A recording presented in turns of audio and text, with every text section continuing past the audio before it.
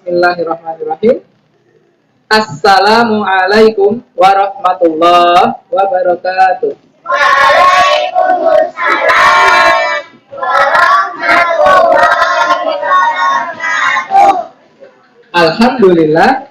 Alhamdulillahi rabbil alamin.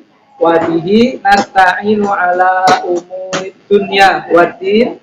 Assalatu wassalamu ala asyrofil anbiya'i wal mursalin wa ala alihi wa sahbihi ajma'in. Amma ba'du. Anak-anak semuanya, Ustadz memperkenalkan diri lagi karena Ustadz lihat beberapa ada yang baru menurut Ustadz ya. Ada yang baru. Nah, Ustadz kenalan dulu. Nama Ustadz adalah Rizky Munandar. Rizki, betul. Jadi rezeki, Allah memberikan rizki. Nah, rizki itu ya artinya pemberian dari Allah. Biasanya Ustadz dipanggil dengan nama Ustadz Rizki. Kalian boleh memanggil Ustadz dengan nama Ustadz Rizki. Pekerjaan Ustadz adalah berkisah seperti yang anak-anak lihat hari ini. Ustadz biasa berkisah-kisah Nabi, kisah Nabi Muhammad Sallallahu Alaihi Wasallam, kisah para sahabat, kisah sejarah dan lain sebagainya. Nah, anak-anak, Ustadz mulai ya. Ustadz ingin mengucapkan salam dulu kepada kalian lagi. Ustadz ingin lihat semangatnya. Assalamualaikum warahmatullahi wabarakatuh.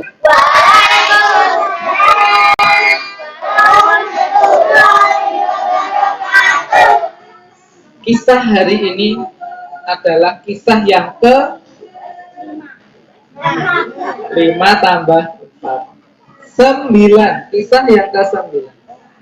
Di kisah yang ke 9 ini Ustadz Rizky akan menceritakan kisah tentang seorang yang sangat kuat, sangat tampan, dan sangat cerdas. Orang yang sangat kuat, sangat tampan, dan sangat cerdas. Dia adalah seorang nabi. Ya, ahlan wa sahlan, silakan. Jadi silakan duduk semuanya. Ya.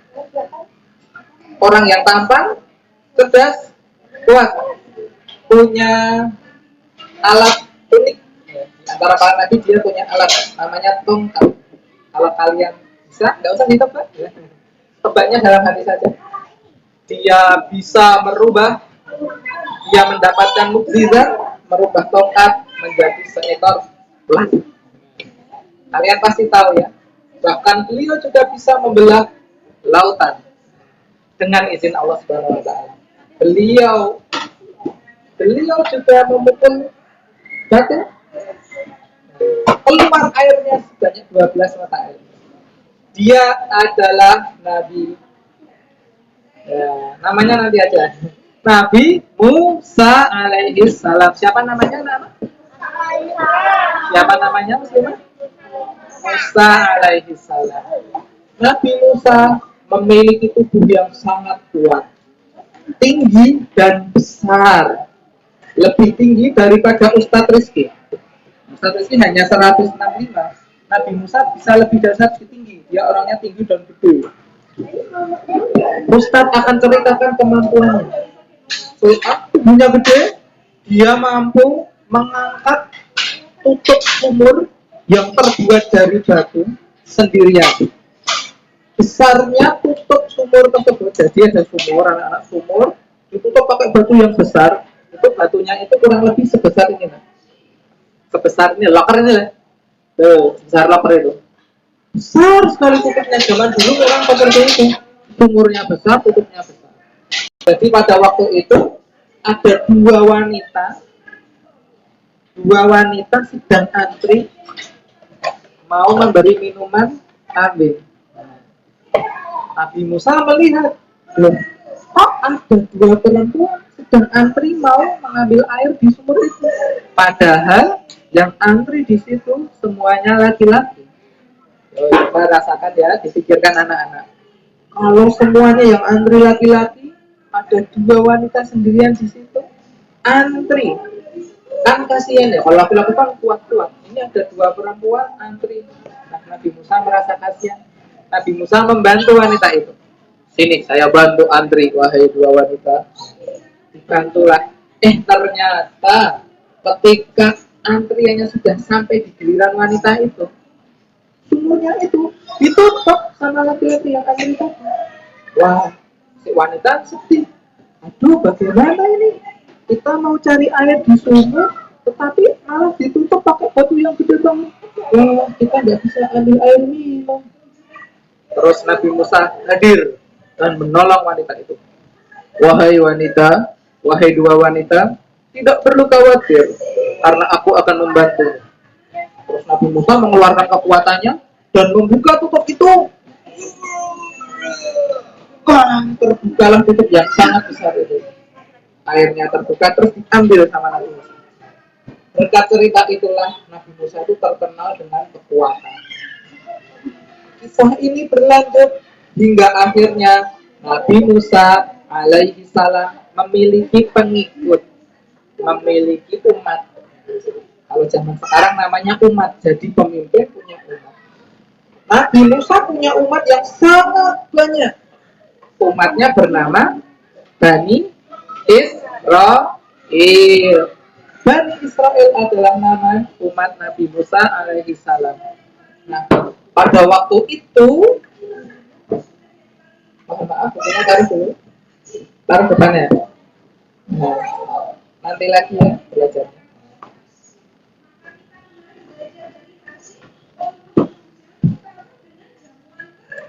Kalau masih mainan, Ustaz Rizky tidak lanjutkan.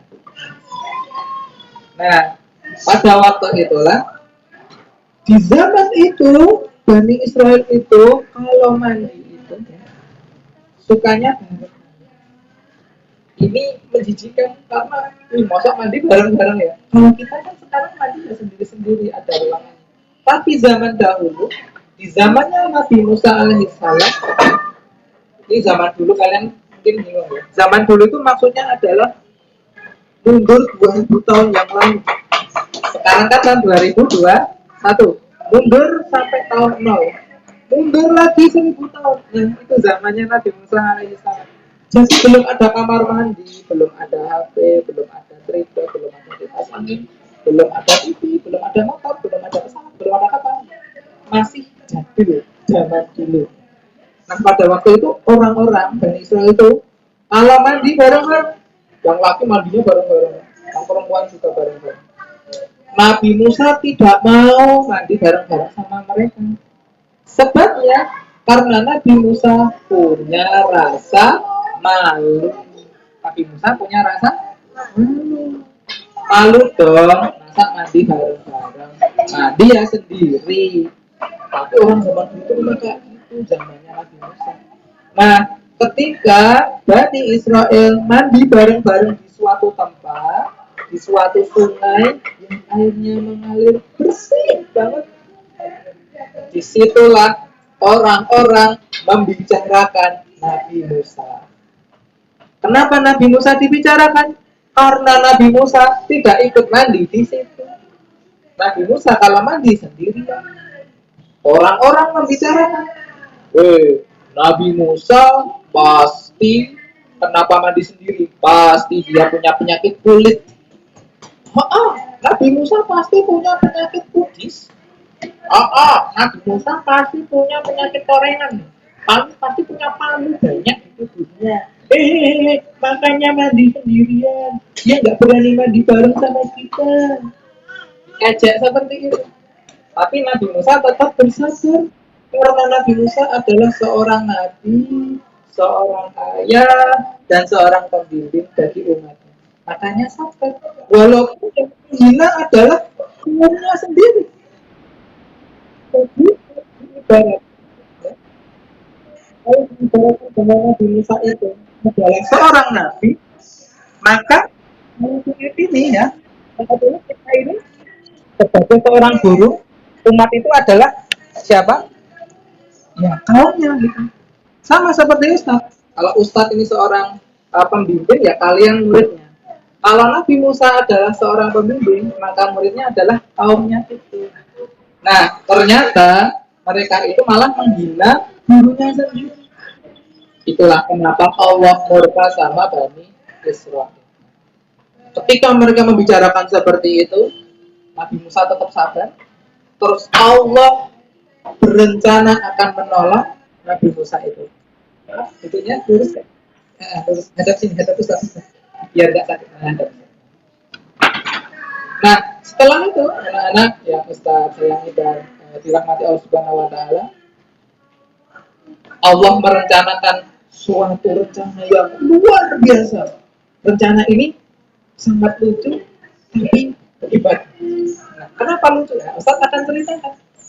Pada waktu itu ya, di suatu sungai tempat Nabi Musa mandi sendirian. Nabi Musa kalau mandi ya pastinya bajunya dicopot.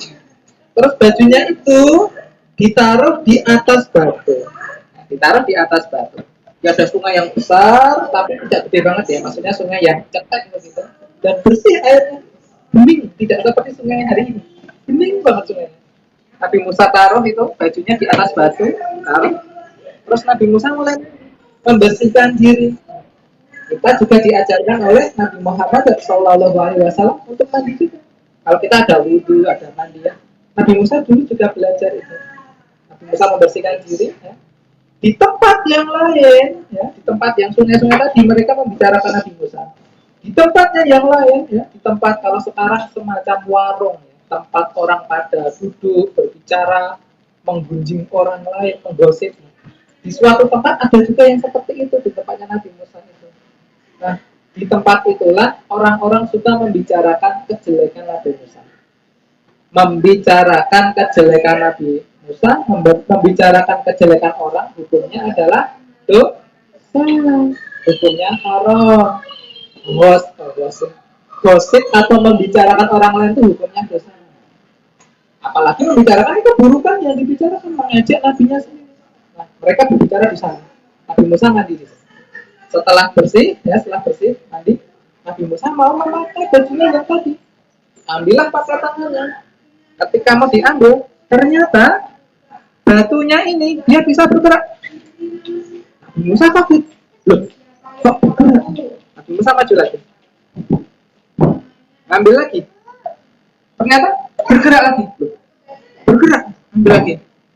Ambil lagi. Loh, bergerak. Wah, Nabi Musa terus mengejar nih sekarang. Kalau tidak bisa pakai tangan, maka Nabi Musa sekarang pakai. Nah, sekarang tangannya Nabi Musa nggak sampai nih. Pakai tongkat Nabi Musa. Ambil bajunya pakai tongkat. Ternyata ketika diambil, ininya lari lagi dari sana. Kok lari? Lari ya gitu. Diambil itu malah lari. Lama kelamaan Nabi Musa bangun terus mengejar ini. Wah, hei, bajuku kesini loh. Wah, begini-gini nggak kena, tuh dia lari ke sana, lari ke sini kan. Ya pokoknya lari ya, kejar itu. Mana ini bajuku malah lari. Hei batu, jadi kalau bahasa Arab nggak bisa nggak tahu. Hei batu, berhenti, kejar terus si batu. Tidak juga berhenti. Sampai akhirnya batu itu sampai di tempatnya orang-orang yang pada ngobrol kan. Di sana ada orang-orang ngobrol membicarakan Nabi Musa. Oh, Nabi Musa bangun.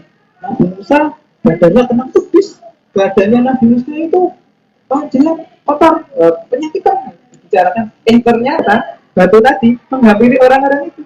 Nah, Nabi Musa tidak sadar, belum pakai baju, lari-lari dia ngejar batu itu. Wah, batu, berhenti. Berhentinya itu tepat di depan orang-orang tadi. Sekarang Ustaz akan ngajak pikir kalian ya, yuk dipikirkan. Olahraga Olimpiade yang keren menurut Ustaz adalah lari. Ya. Terus apa namanya? Olahraga yang berguna pada per itu. Ada juga yang parkour, yang lari melompat kayak Ninja Warrior. Itu olahraga yang di tingkat lomba di internasional tuh di lomba. Nah, persis seperti Nabi Musa kan. Nabi Musa lari itu badannya kotor, ya keren sekali, bersih, tidak ada sakitnya, tidak ada cacatnya, nggak ada. Ketika lari orang-orang tuh kagum. Kan tadi ngomong ya, Nabi Musa itu panuan itu siapa itu? Itu Nabi Musa. Mbak panuan tuh ternyata. Mbak panuan Nabi Musa itu. Lihat tuh Nabi Musa badannya bersih. Lihat Nabi Musa badannya tidak ada kutilnya. Lihat Nabi Musa badannya tidak ada kudisnya. Itu lihat Nabi Musa tidak ada kuraknya, tidak ada paruhnya, nggak ada. Orang-orang akhirnya apa? sadar ternyata Nabi Musa alaihissalam badannya sehat, ternyata sehat. Itulah rencana Allah Subhanahu Wa Taala. Memang lucu, lari-lari tanpa baju. Pernah dulu waktu kecil, ayo siapa yang dulu waktu kecil susah mandi, ya, nggak pakai baju lari-lari dikejar sama orang tuanya. Ya, nggak usah ngaku ya. Cukup dalam hati saja. Saya Ustaz, tapi nggak usah ngaku dalam hati saja. Nah itu lari-lari seperti itu. Tapi Nabi Musa larinya keren. Waduh, berhenti. Ya hajarun. Berhenti. Ya, gitu. Nah, anak-anak yang dimuliakan Allah Subhanahu Wa Taala, dari kisah ini, marilah kita ambil hikmah. Hikmah yang pertama. Hikmah itu adalah ilmu yang kita ambil dari kisah itu. Yang pertama, Allah, yang pertama ya, Allah berkuasa membuat batu yang mati bisa berjalan. Nah, ini hikmah yang pertama. Kok bisa ya Ustaz? Mungkin ada yang bertanya seperti itu. Bisa. Ustaz ajak berpikir ya. Cobalah kalau malam hari kalian lihat bulan. Bulan yang kecil itu sebenarnya besar banget atau kecil? Besar. Bulan yang di atas itu aslinya besar banget. Pertanyaannya, apakah bulan yang besar banget itu diam atau bergerak? Bergerak. Siapa yang menggerakkan bulan itu? Allah Subhanahu Wa Taala. Bulan yang gede saja bisa Allah buat bergerak, apalagi hanya batu yang kecil. Oh iya, Ustaz tadi lupa menceritakan satu bagian yang penting. Jadi tadi setelah dilihat sama orang-orang yang pada ngomongin Nabi Musa tadi, Nabi Musa kan terus ngambil bajunya itu. Nah, ketika sudah sampai di sana, ternyata batunya itu berhenti. Terus Nabi Musa ngambil baju itu terus dipakai. Wah, kamu tuh batu tadi lari-lari sekarang berhenti. Dipakai kan? Karena Nabi Musa agak gerem itu. Kamu tadi lo tak pukul nggak pernah, tak pukul kamu. Batu dipukul sama tongkatnya Nabi Musa. Yang pecah siapa? Kayunya, betul. Harusnya batu sama kayu itu kan lebih keras kan? Batu ya. Pernah kalian mukul kayu sama batu? Lebih keras mana batu sama kayu? Batu. Tapi anehnya ketika yang memukul Nabi Musa, justru yang dekok itu apa ya? Di batu dipukul berarti ada bekasnya ya. Batunya gede, jual seperti ini. Terus dipukul pakai tongkat, itu ada bekasnya. Tongkatnya itu kayak besok gitu, kayak dekok gitu. Sampai bekas dipukul, tuk, ada bekasnya itu sampai 3. Nah, ini kan aneh ya. Padahal batu itu keras, ini kayunya ini empuk, kenapa bisa tepat? Nah, itulah Allah memberikan mukjizat ya, memberikan sebuah keajaiban pada kita hari ini. Kita dapat cerita ini supaya meyakini bahwa Allah mampu membuat keajaiban. Nah, dari yang kisah pertama tadi, ternyata batu bisa bergerak atas izin Allah Subhanahu wa Ta'ala. Yang kedua, Nabi Musa memiliki kesabaran yang luar biasa. Tadi diajak sama kaum, beliau tetap sabar, tidak terus marah-marah, tetap sabar, dimaafkan dan dibimbing. Nah, ini dari kisah Nabi Musa ada 2 hikmah itu. Hikmah yang terakhir nih bagus buat kalian. Hikmah yang ketiga adalah kita harus memiliki rasa malu. Rasa malu itu malu kalau tubuhnya kelihatan, malu kalau auratnya kelihatan. Untuk muslimah auratnya adalah seluruh badan kecuali wajah dan telapak tangan. Untuk laki-laki auratnya adalah apa ini namanya? Lutut, kan kepala, pundak, lutut.